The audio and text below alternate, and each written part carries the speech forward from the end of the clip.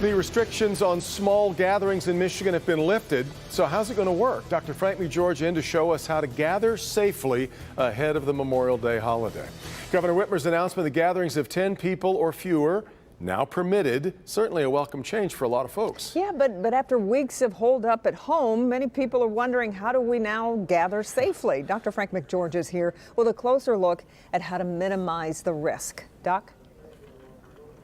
Yeah, Devin and Kimberly, this is a big step forward, but we all need to be crystal clear. The coronavirus has not gone away. It is still circulating in our communities, and we fully expect to see some increase in the numbers of cases as these restrictions are loosened. So the question is, how do you reduce your risk of becoming one of those cases? Well, it's all about assessing the risk. The only way to really avoid sort of any risk of infection here is to sort of hunker down and not see anybody else in society at all, right? And that's not realistic when we're sort of relaxing those guidelines as we go. As a research scientist at the U of M School of Public Health, Ryan Malash is an expert in calculating risk, but he also understands it on a more personal level. In November of 2018, I was diagnosed with leukemia. In March of last year, my brother donated stem cells and I received a bone marrow transplant. As Michigan's restrictions are loosened, everything that we do is going to add a little bit of risk to our lives and to the lives of the people around us. But Malash says there are ways we can minimize that risk. For example, when it comes to a small gathering, there is less risk if you gather outside. Make sure no one is sick and stay as far apart from each other as you can, a minimum of 6 feet. Keep hand sanitizer nearby and consider having each household bring their own food and drinks. Sharing things is not going to be something that you're going to want to do. The safest thing to do would be to prepare your own food, bring your own food. Wearing masks, frequent hand washing, and disinfecting surfaces are all still important for reducing risks. And the more of those steps you take, the lower your risk.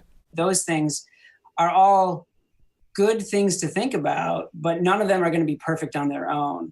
And so if we can sort of stack those things on top of each other, we can hopefully make a meaningful reduction in our risk. As for whether it's safe to visit higher risk people yet, I think there's not a really satisfying answer for that, unfortunately.